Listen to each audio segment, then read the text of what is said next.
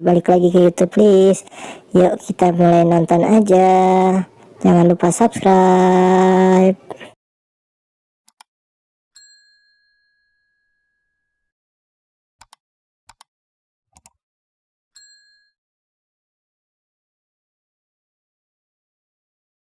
Series ini dibuka dengan memperlihatkan latar kota Beijing, tepatnya di Tsinghua University tahun 1966. Masa itu adalah masa revolusi kebudayaan Tiongkok, di mana banyak orang-orang dihukum karena dinilai kontra terhadap nilai-nilai revolusioner. Salah satu orang yang dihukum seperti itu adalah seorang dosen fisika bernama Ye Zhetai. Karena Ye Zhetai tetap bersikeras pada pendiriannya, beberapa pemuda revolusioner pun menghajarnya di hadapan para pendemo hingga Ye Zhetai kehilangan nyawanya. Naasnya kejadian mengerikan itu disaksikan langsung oleh putri Ye Zhetai yang bernama Ye Wenji.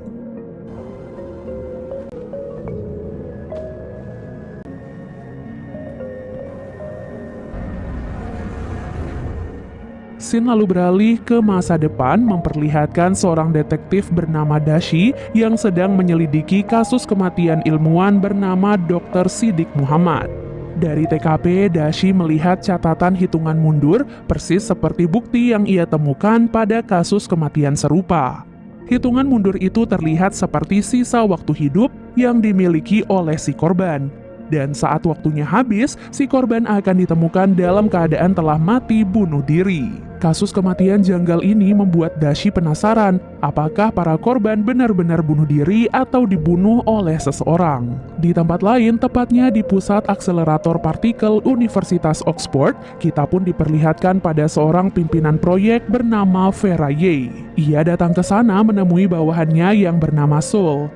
Vera menyadari bahwa proyek pimpinannya itu telah dibatalkan, lalu ia melihat Soul berada di sana sedang pesimis sambil menatap layar. Terdapat sebuah pola di layar yang menunjukkan masalah pada akselerator. Vera kemudian sempat memberikan beberapa kata-kata motivasi untuk Soul, dan sebelum pergi ia bertanya pada Soul apakah ia percaya pada Tuhan atau tidak. Tentu saja sebagai seorang fisikawan yang hanya percaya pada teori dan ilmiah, Soul merasa keberadaan Tuhan tidak bisa dibuktikan, sehingga ia tidak percaya pada keberadaan Tuhan.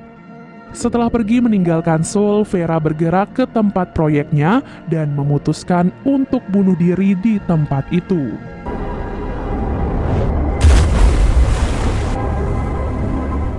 Kini kita pun diperkenalkan pada dua gadis jenius bernama Aogi dan Jin Cheng. Jin dan Aogi juga membahas masalah akselerator yang juga dihadapi oleh Soul. Tak lama, Aogi tiba-tiba melihat sesuatu yang aneh yang tak bisa dilihat oleh orang lain. Yap, Aogi mulai melihat waktu hitungan mundur yang ia miliki. Oke. Tak lama kemudian, Jin mendapatkan telepon dari Soul yang mengabari bahwa Vera telah meninggal dunia. Kematian Vera kemudian sampai di telinga Dashi, dan ia menyadari bahwa kematian itu ada hubungannya dengan kasus yang ia selidiki belakangan ini. Ia pun mulai memperhatikan gambar orang-orang yang berpotensi menjadi korban berikutnya. Di antaranya adalah Soul, Jin, Aogi, Will, dan juga Jack. Keesokan harinya, Soul dan para kerabat Vera menghadiri acara pemakaman. Jin datang bersama pacarnya yang bernama Raj, lalu ia bertemu dengan Soul dan rekan-rekannya yang lain. Selain mereka, di sana tentu saja ada ibunya Vera dan seorang lelaki tua yang misterius. Setelah acara pemakaman selesai, Dashi sudah standby di luar dan mengambil beberapa bukti yang ia butuhkan untuk memperkuat penyelidikan. Ketika Dashi melihat lelaki tua misterius itu, ia pun berinisiatif untuk mengikutinya. Siapa sangka lelaki tua itu pun dijemput dengan sebuah helikopter yang bertuliskan Advance Energy. Lantas, siapakah lelaki tua itu?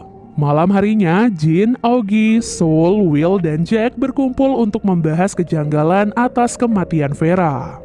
Mereka semua sepakat bahwa Vera adalah seseorang yang mustahil melakukan bunuh diri. Apalagi sebelum kematiannya, Vera sempat menanyakan tentang keberadaan Tuhan.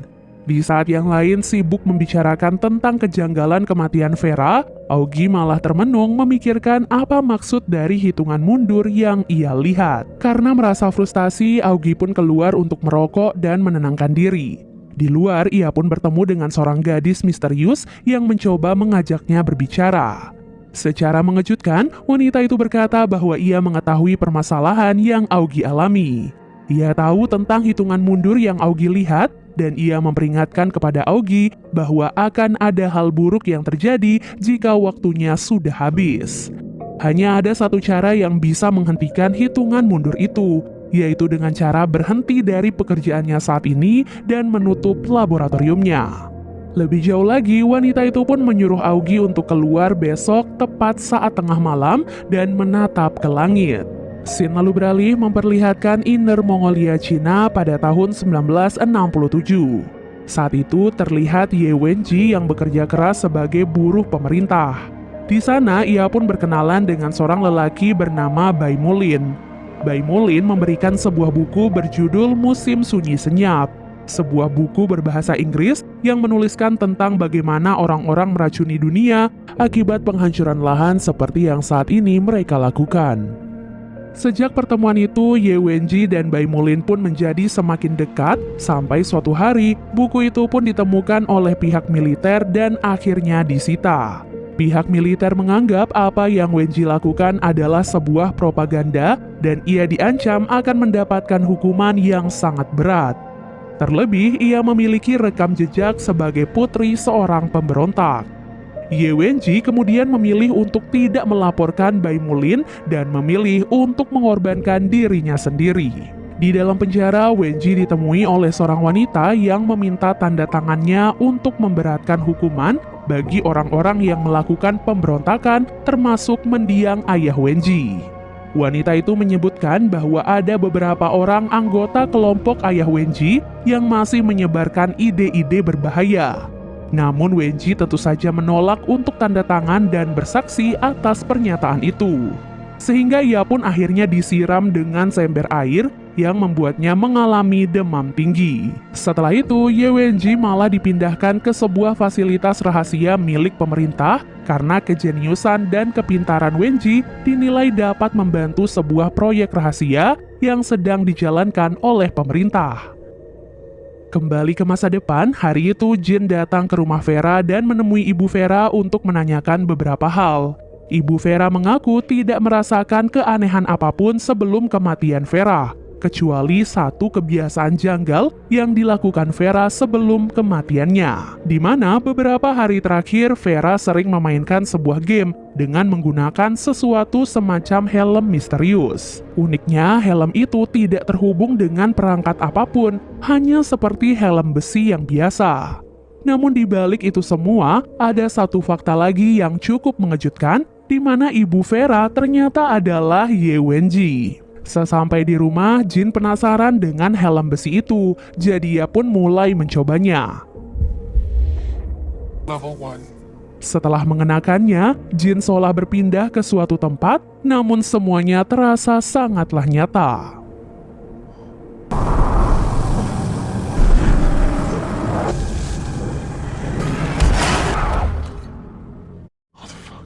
Setelah bergabung dengan proyek rahasia pemerintah, Wenji melihat bahwa pemerintah berusaha membuat komunikasi dengan makhluk apapun di luar planet bumi.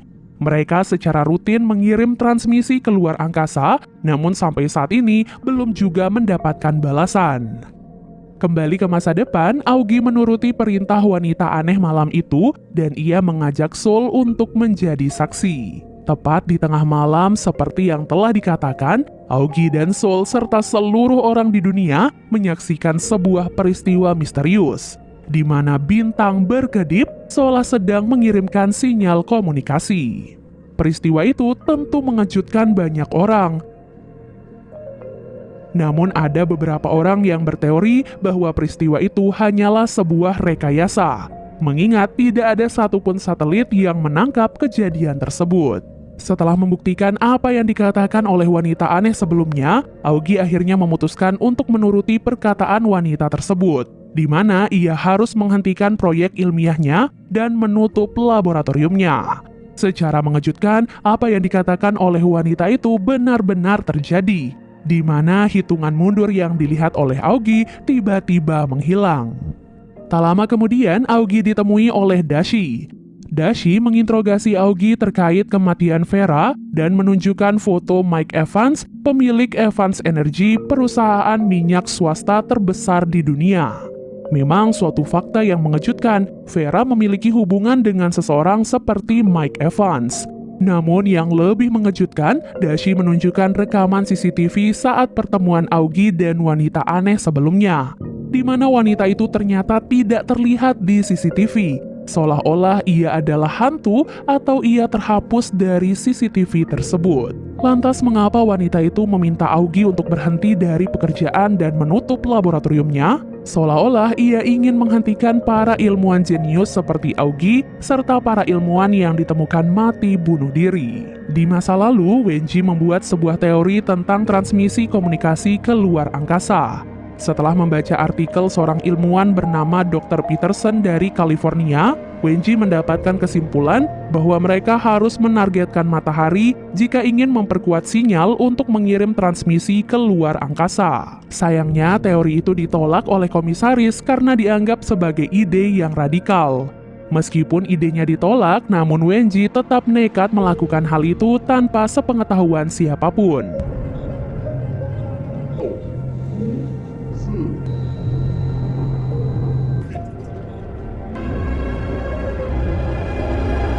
Di tempat lain, Jin kembali mencoba permainan helm. Di sana ia bertemu dengan seorang pangeran dari barat dan pengikutnya yang merupakan seorang gadis kecil. Pria itu berkata bahwa Jin memiliki misi untuk memecahkan teka-teki di dunia itu, di mana permasalahan mereka berhubungan dengan pergerakan matahari. Jin kemudian diminta untuk memilih nama dan ia pun memilih nama Copernicus. Mereka bertiga kemudian bergerak ke arah sebuah piramida untuk menemui Kaisar Zhou. Di tengah perjalanan, matahari pun terbit dan semuanya pun akhirnya kering.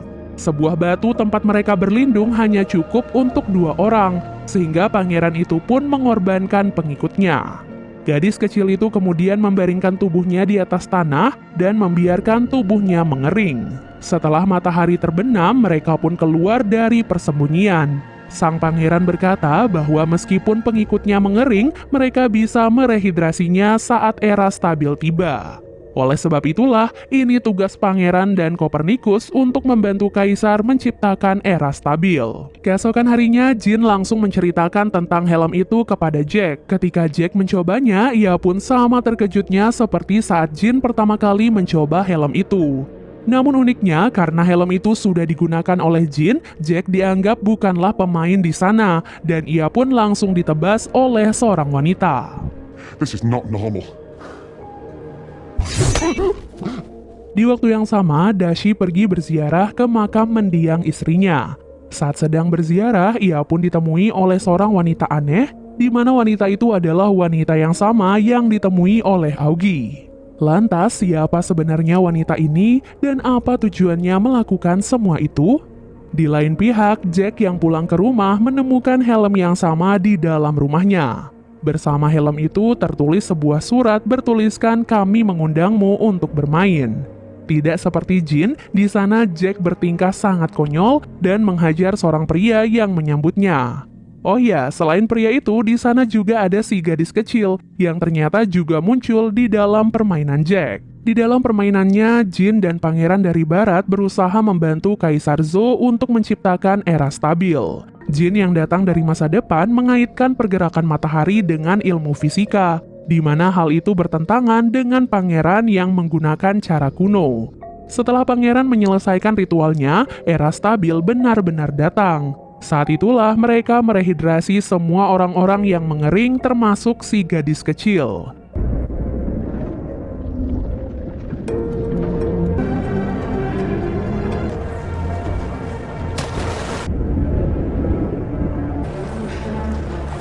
Namun sayang, di tengah kegembiraan itu, era kekacauan kembali terjadi. Namun kali ini mereka bukannya mengering, melainkan membeku.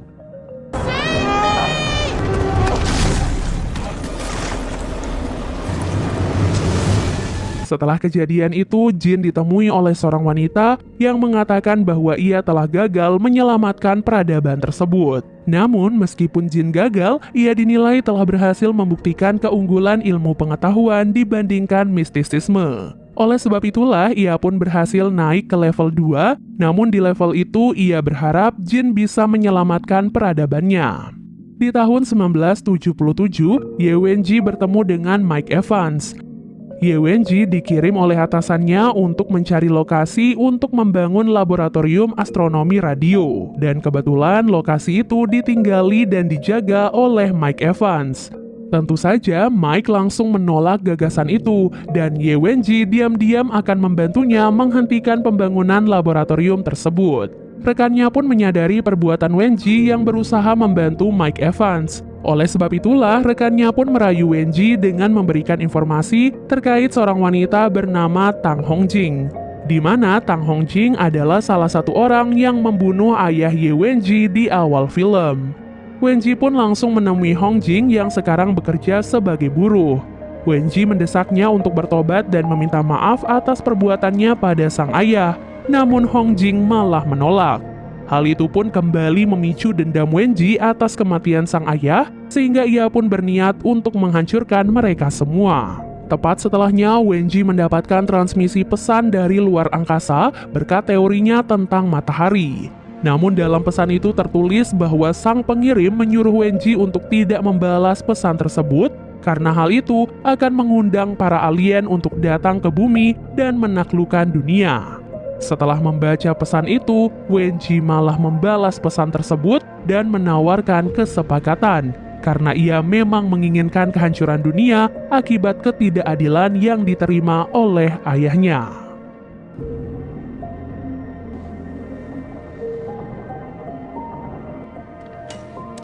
Dan series Three Body Problem episode 1 dan 2 akhirnya selesai.